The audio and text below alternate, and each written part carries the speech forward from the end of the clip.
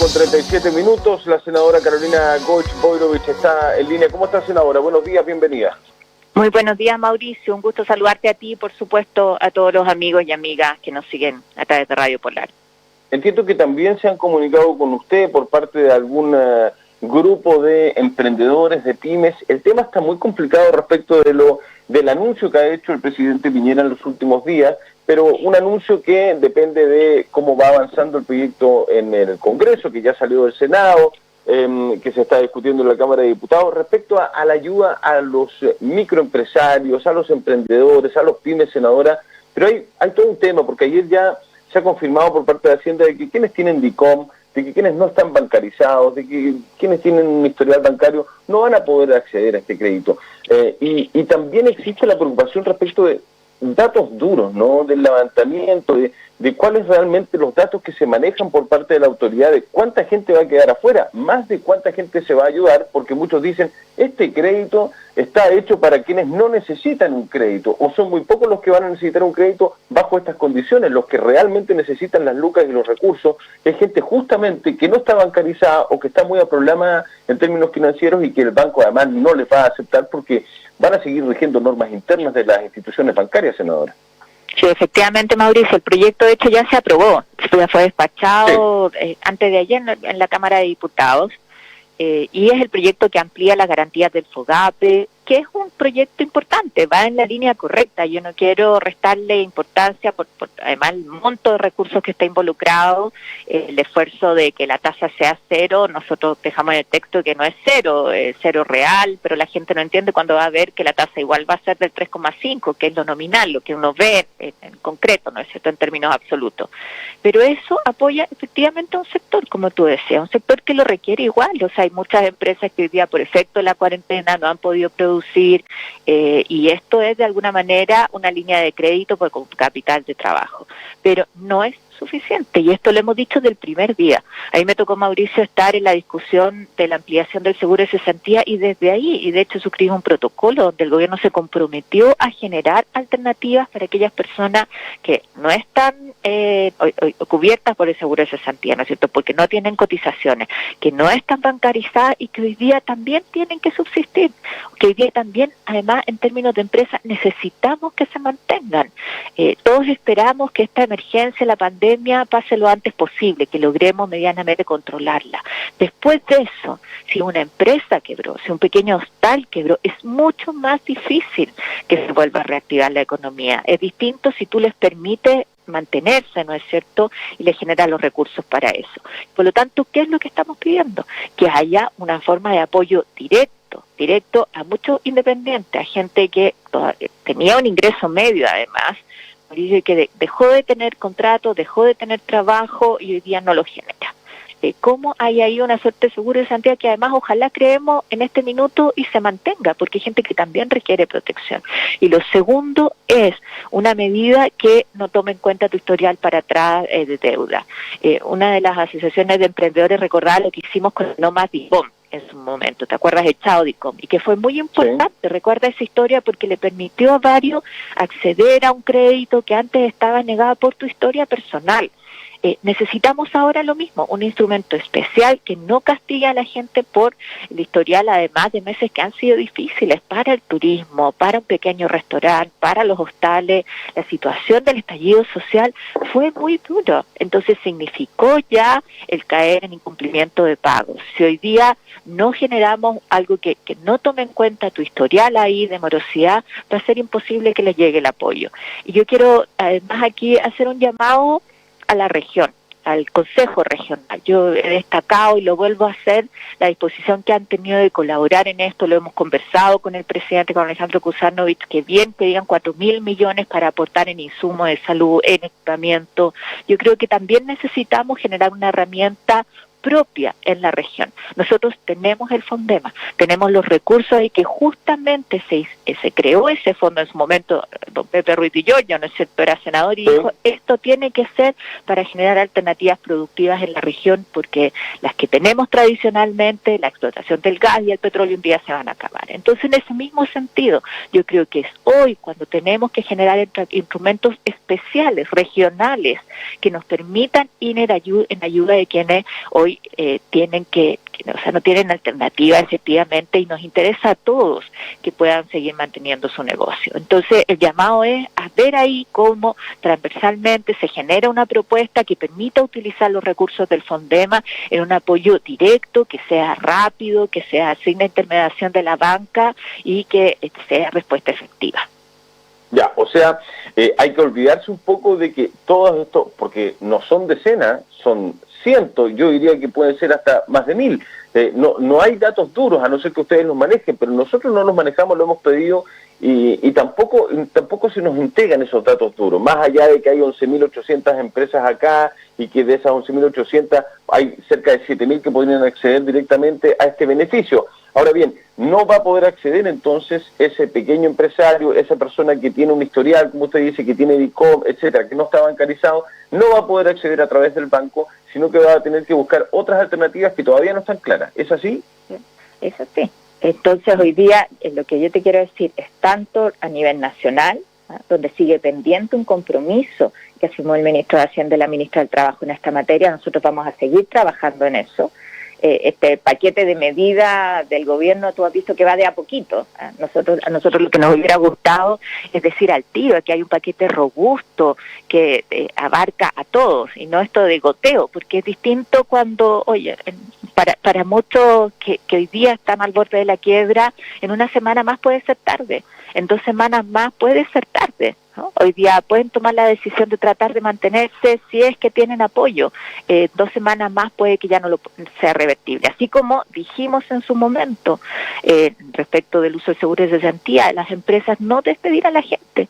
Y yo digo, hoy día, una vez más, hay quienes ahí no estuvieron con Magallanes, no estuvieron a la altura de la pandemia, y lo que hicieron fue despedir a la gente, y vimos las largas colas por los finiquitos cuando hubo finalmente una herramienta que lo que buscaba era impedir eso. Entonces, uno pide celeridad, si se va a generar esta nueva medida para quienes hoy día no han tenido apoyo, tramitémosla rápido. Mauricio, hemos estado dispuestos a hacer todas las sesiones necesarias. Tú sabes que estas son iniciativas además del gobierno, donde necesitamos la firma del presidente, entonces agilicemos eso, no necesitamos solo anuncios bonitos en La Moneda, no es cierto, una conferencia de prensa o en cadenas nacionales que cada vez se hacen más frecuentes, sino que el proyecto concreto presentado en el Parlamento para tramitarlo.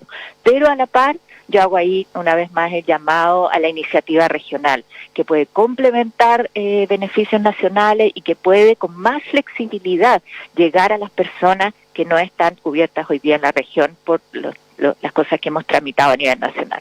Ya, o sea, la idea es que se pueda hacer a través del Consejo Regional y a través del Consejo Regional con el gobierno local poder buscar una alternativa. Efectivamente, o sea, aquí no esperemos a que se solucione de Santiago, sino que busquemos iniciativas regionales. Esto es algo que ya hemos hecho, lo hemos hecho además para apoyar emprendedores, complementando los recursos de CERCOTE, complementando los recursos de Corfo. Entonces yo haría llamado a eso, también a activarnos como región. Perfecto. Y por ahora, Mauricio, además permíteme decir algo, porque yo creo que este es un momento que tenemos que aprovechar generando alternativas de capacitación. O sea, hay cosas que no van a tener vuelta atrás respecto del uso del comercio electrónico. Entonces, ¿por qué no aprovechar también a muchas empresas que hoy día están congeladas, que están sin actividad, aprovechar en su reconversión?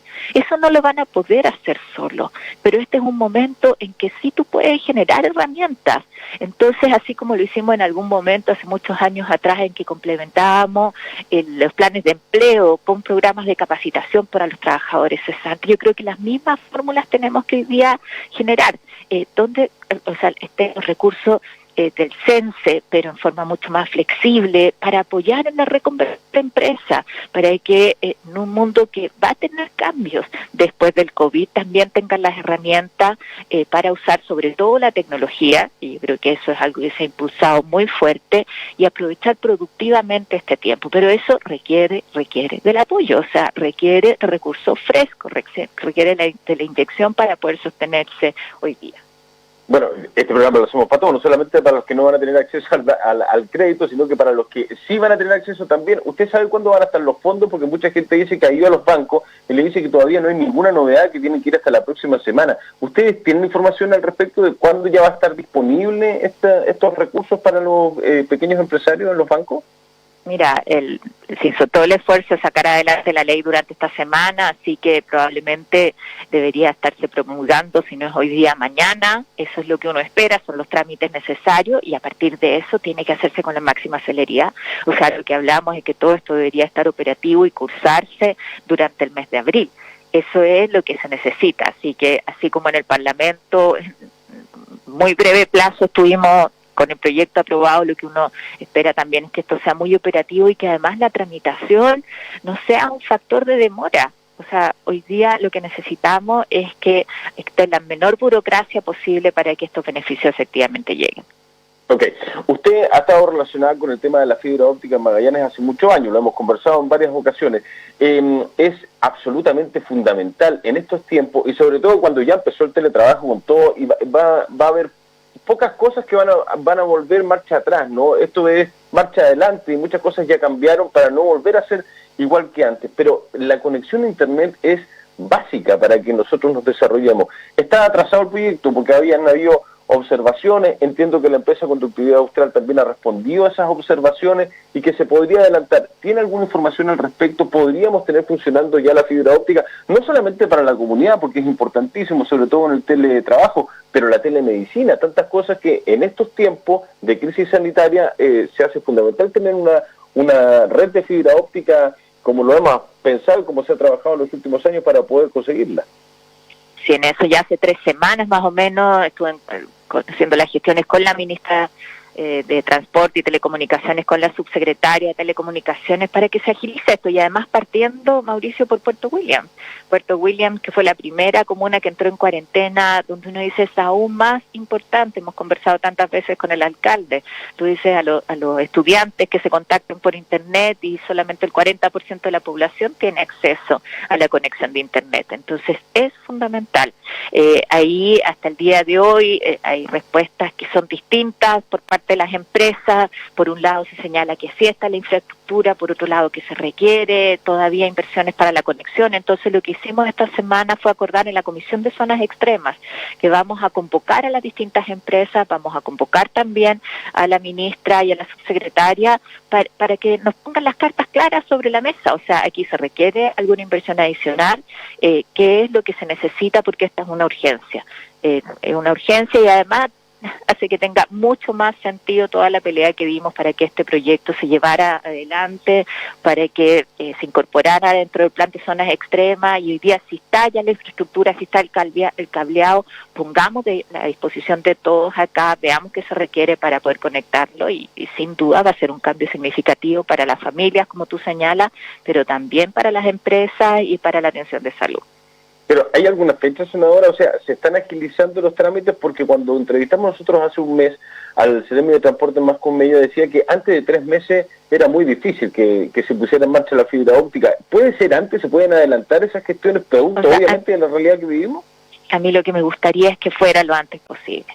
Y lo que quiero tener es certeza de cuál es el problema hoy día, de qué es lo que se requiere, porque con eso claro sobre la mesa es posible agilizarlo. Si se requieren recursos adicionales, si esto tiene que ver más bien con una negociación que están haciendo las empresas, uno hoy día dice otra vez más. O sea, aquí necesitamos que todos pongan de su parte y también es momento de que las empresas de telecomunicaciones que generan un buen negocio, además les ha ido aún mejor durante estas semanas, ¿no es cierto?, también pongan de su parte, ¿no? Eso es lo que uno espera, ¿no? Si es que eso es lo que se requiere, si es que lo que se requiere es poner un cableado adicional, entonces veamos qué es, pero lo importante es que esto efectivamente se pueda utilizar. Como te digo, por lo mismo citamos en la Comisión de Zonas Extremas una sesión especial para analizar este tema y para poder tener los antecedentes con certeza. ¿Cuándo es esa sesión, senadora? Debería ser la próxima semana. Okay, vamos a estar atentos. Haciendo telemática, así que eso facilita. Sí, pues sí, absolutamente. No, pero para estar atentos, porque además, sí, pues esas sesiones se transmiten por el canal del Senado, entonces es muy interesante poder verla para informarse mucho mejor. ¿Qué pasa con la CISAPRE, senadora? Primero, hace un mes, en pleno inicio de la pandemia a nivel nacional, empiezan a subir las tarifas para la gente que tiene ISAPRE. Luego se rechazan licencias médicas por COVID-19. ¿Qué está pasando con el sistema de ISAPRE, senadora? ¿Y a dónde vamos a llegar? ¿Cómo va a terminar esto? Buscando una salud mucho más integral para todos los chilenos, con seguro, porque el tema de las ISAPRES, con los aumentos en sus mensualidades, en sus costos durante todos los años, porque casi todos los años hay aumentos, de una u otra manera, la gente se queja mucho, pero sigue pagando ISAPRES, pero ahora nos encontramos con que incluso en plena crisis suben los aranceles, pero además se están rechazando licencias por COVID-19. ¿En qué están el tema de las ISAPRES? Es tan inentendible para la gente, senadora. Yo de verdad creo que está en otra dimensión. Está en otra dimensión. Paralela. Porque de verdad, o sea, uno dice, una más. O sea, aumentan el precio de los planes en la peor pandemia que hemos vivido en los últimos 100 años en el mundo. Instituciones de salud que deberían preocuparse del cuidado de la salud de las personas. ¿Cuál es la respuesta? Aumento de los precios. Yo ahí, comentario aparte del espectáculo que vimos en La Moneda, cuando el presidente se junta con la asociación de ISAPRE y lo que dice, en vez de pedirles el gesto, entre comillas, de congelar los precios, que era lo razonable, dice, en 3 meses más se sube. O sea, ¿qué hizo el presidente de la República, Mauricio? Lo que hizo fue validar el alza en este contexto, y a mí me parece que eso es inaceptable en circunstancias que el presidente tiene, por el decreto de excepción, la facultad de fijar precios. O sea, ¿por qué no usó sus atribuciones constitucionales hoy día para proteger a la gente? Son 3 millones de personas en nuestro país que están en el sistema de ISAPRE. O sea, no es un número menor, es el 20% de la población. Se ha tenido que normar para fijar el precio del examen del COVID en las ISAPRE para que tuviera un precio máximo. O sea, es una situación escandalosa, yo quiero decirlo con todas sus letras. Pero que además ahora rechacen las licencias de COVID positivo. Veíamos el 30% de rechazo de licencia. Entonces, lo que hicimos esta semana fue pedirle al superintendente de salud, y me alegro que lo haya hecho con mucha celeridad, que se instruya que en 5 días esas licencias se tienen que pagar. El día de ayer instruyeron también que se tenían que pagar la de contactos estrechos, porque lo habían hecho respecto de aquellas personas que habían dado positivo, que ya esa no hay ni una discusión ahí, pero también en el caso de contactos estrechos que tienen que guardar cuarentena, que además la licencia la otorga el médico de la Seremi de Salud, es inaceptable que se rechacen. Varias de esas licencias están en el CONPIN, y lo que se hizo ayer fue instruir a la CONPIN que le diga a las ISAPRE que lo tienen que pagar. Pero hay un tercer caso, déjame decirlo, que a mí me parece también inaceptable que hoy día se cuestione el criterio del médico, que son personas que tienen enfermedades de base muy graves y que tienen que estar en casa por el riesgo de contraer el coronavirus. Y ahí también esas licencias tienen que ser cursadas. O sea, aquí hay un sistema en que se cotiza todos los meses, que además no es barato y que está hecho para proteger a la gente de acuerdo a lo que determina un médico. Y es ahí donde le hemos pedido la misma instrucción, y que las CONPINES, además, en esto no tramiten. O sea, ¿cómo le puedes pedirte a una persona en cuarentena, en el caso de Punta Arenas, que tenga que ir a hacer el trámite a la CONPIN? O sea, no, aquí requerimos de la celeridad y que se instruya a las ISAPRES que paguen. O sea, eso no resiste. Y por otro lado, Mauricio, solamente señalar que pasada esta pandemia nosotros tenemos que hacer una reestructuración de fondo del sistema de salud, y creo que eso ha quedado hoy día en evidencia. O sea, las ISAPRES perdieron la oportunidad de demostrar que eran necesarias, o sea, con todas sus letras. Pero esa es una reforma más de fondo que por supuesto sí, claro, requiere una... Y tenemos que salir de todo esto en lo que estamos, aún, ¿no? Exacto. Que para algunos no estamos en la mitad. Lo último respecto de la crisis sanitaria por COVID-19, senadora, ¿cree que están resultando los aislamientos, las cuarentenas? Acá tenemos una cuarentena, se diga lo que se diga, pero los hechos nos arrojan los datos, porque los hechos son irrefutables, uno los ve, los mira, hay videos, de que hay tacos en Avenida España, de que cuando a ti te fiscalizan en el día durante cuarentena y no tienes un permiso provisorio, te mandan de vuelta para la casa, no se ha sacado ni una multa, y tampoco, que es lo más grave bajo mi punto de vista, hay antecedentes duros por parte de la autoridad de cuántas empresas están trabajando desagregadas en mayor tamaño, tamaño mediano o microempresas que estén trabajando, porque tienen el derecho a hacerlo, porque venden alimentos de primera o productos de primera necesidad o esenciales, etcétera. Mientras no sepamos, mientras no tengamos un catastro de la cantidad de empresas que están trabajando, tampoco vamos a saber la cantidad de trabajadores que deambulan por la calle. ¿Y por qué yo digo que es una cuarentena light? Porque sin una multa de por medio, la verdad es que hay más críticas, hay más retos a la gente, que no vaya al supermercado, que no salga, que esto... Pero fíjese que yo le diría por sensación, por interpretación, por lo que uno ve, también por hecho, que cerca del 90% de la población cumple la cuarentena. ¿Qué pasa con ese otro 10%? ¿Son trabajadores de las empresas que tienen permiso o es gente irresponsable? También hay de todo, por cierto. Pero ¿cree que está dando resultados estas cuarentenas? Ayer volvimos a tener en promedio más de 20 contagiados al día, que algunos dicen vamos a estar manejándonos ahí, entre 10, 15 por día, más o menos de aquí a los próximos días. ¿Cuál es su mirada, senadora? Sí, mira, lo primero es que somos la región con mayor tasa de incidencia a nivel nacional por lejos, por lejos. Ahí habrá momento para analizar por qué, pero eso nos tiene que llevar a tomar medidas más estrictas y a que la población tome conciencia del riesgo. Segundo, el fin de semana pasado estuvimos a punto del colapso del sistema, porque no existiera alternativa de ventilación mecánica para nuevas personas. Y yo quiero ahí aprovechar de agradecer la coordinación con el Colegio Médico, con Gonzalo Sáez, con la gente del hospital. Estuvimos incluso en forma bien transversal con Gabriel Boric, pidiendo y cateteando, perdóname la expresión, pero eso fue, insistiendo en que no se olviden de Magallanes, que se garantice que existan los implementos necesarios, y vimos cómo se activó la red, pero eso requirió que gritáramos harto, porque estamos lejos de Santiago y eso hace que muchas veces no se tome en cuenta la realidad. Yo me alegro de eso, que nos da la garantía de que van a estar los equipamientos cuando se requieran, que se van a hacer los traslados de pacientes cuando se requieran. Eso se lo vamos a exigir, es un compromiso que asumió el ministro Blumer, la subsecretaria Daza, y me alegro que esta semana se haya cumplido. Pero nosotros tenemos una situación mucho más crítica, te insisto. Por la cantidad de virus que andan dando vuelta, la cantidad de personas que están contagiadas y que son positivos. Entonces el llamado a la gente es a tratar de quedarse en casa lo máximo posible. O sea, cuando tienes 14.000 permisos en un día, cuando vimos que prácticamente toda la población, o sea, más permisos que la población que existe en Punta Arenas, uno dice, algo está pasando, las fotos, tú lo señalas, hablan por sí solas. Entonces es tomar conciencia. Este es un virus complejo que todavía no entendemos mucho cómo funciona, pero hemos visto que puede generar lamentablemente pérdidas de vida, sobre todo el cuidado de nuestros adultos mayores. Entonces ahí el llamado es a la población a tratar por favor de cuidarse y cumplir la cuarentena, de quedarse en casa. Yo he tenido testimonio de gente maravillosa que además se ha preocupado de solidarizar con el adulto mayor que no puede salir, sobre todo chiquillos más jóvenes, que la han cumplido en forma muy estricta, pero también uno ve otras situaciones y donde yo lamento que tengamos que llegar a tramitar un proyecto de ley que aumenta las sanciones en caso de cuarentena, gente que maneja en estado de ebriedad, situaciones que no son aceptables, o sea, hay el llamado a la responsabilidad.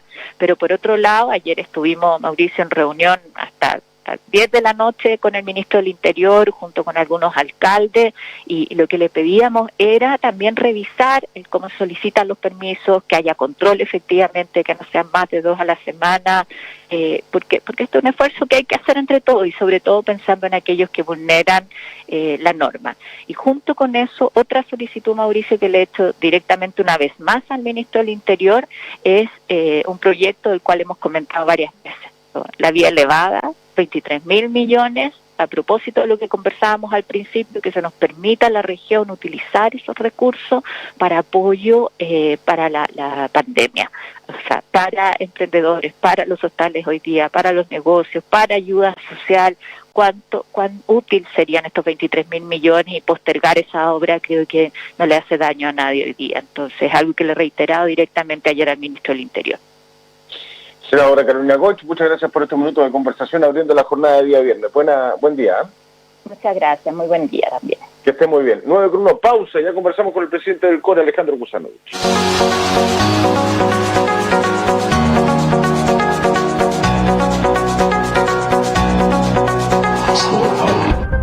Polar Comunicaciones te recuerda: